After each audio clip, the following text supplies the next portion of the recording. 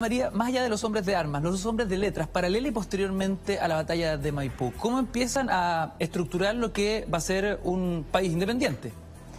Claro, es cierto que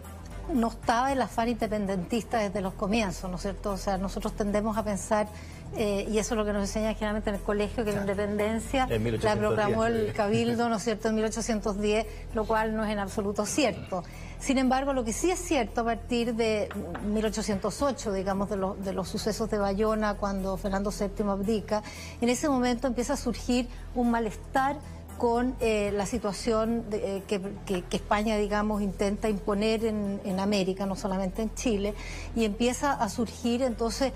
la posibilidad de que, bueno, sabemos que Camilo Enríquez funda la primera, ¿no es cierto?, imprenta nacional, entonces empieza a haber un atisbo, digamos, de opinión pública, en la cual nosotros podemos ver que los miembros de la clase dirigente efectivamente empiezan a socializar y a verbalizar ciertos conceptos que eran propios del republicanismo europeo y que aquí, digamos, no solamente tienen un significado bastante incomprensible para la mayoría, sino que empiezan a tener que resemantizarse de manera de representar la nueva realidad. O sea, por ejemplo, qué sé yo, cuando normalmente se hablaba de pueblo, no se entendía el concepto abstracto de pueblo que nosotros entendemos hoy día, ¿no es cierto?, como el pueblo que tiene la soberanía popular. El concepto de soberanía popular, por ejemplo, del que habla ya Camilo Enríquez, es un concepto que había que empezar a comprenderlo, a resignificarlo de manera que representara la nueva realidad que va a ir poco a poco imponiéndose entre los miembros de la clase dirigente, de tal manera de construir este nuevo proyecto que, si bien se inicia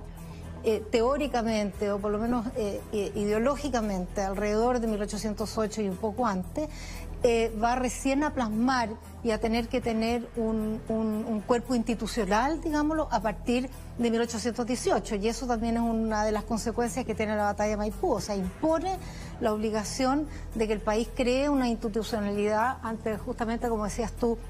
ya el rey no va a volver. Bueno, si no va a volver el rey, ¿qué vamos a hacer? Se crea un espacio vacío, lo que dice François Xavier Guerra, se crea un espacio vacío que en realidad hay que llenarlo de alguna manera. ¿Y cómo se llena si no es con la monarquía, dentro de los conceptos políticos de la época? Si no es con la monarquía, es con la república. ¿Pero qué significa la república? Eso no está en absoluto claro, y eso hay que empezar a definirlo de a poco, y eso tiene que ver con la guerra, digamos, porque es como pasar de una lógica en que la guerra tiene legitimidad, en que la guerra es importante de tal manera de lograr los objetivos nuevos, pero también en que la guerra tiene que terminar. Entonces, y trae el problema, como se mencionaba acá, qué hacer con los ejércitos. Cuando termina una guerra, los ejércitos se licencian, y eso lo sabemos que ha sucedido en Libia, sucede en todas partes, ¿no es cierto? ¿Qué hacer con las tropas que ya no tienen que pelear? ¿A dónde las mandas tú? Y eso yo creo que está muy detrás del pensamiento en torno a la expedición libertadora, de manera de que, bueno, San Martín sabe que le piden que retorne con los ejércitos a Perú,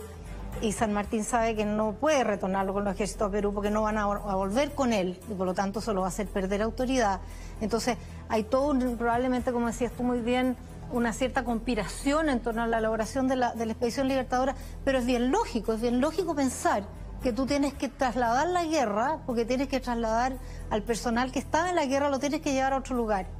Y yo creo que ahí es cierto que hay la conspiración, pero también es cierto que hay un plan que digamos, la guerra se introduce, digamos, se lee también en códigos políticos. Y los códigos políticos son libertar al Perú, porque eso tiene que ver con la independencia de Chile.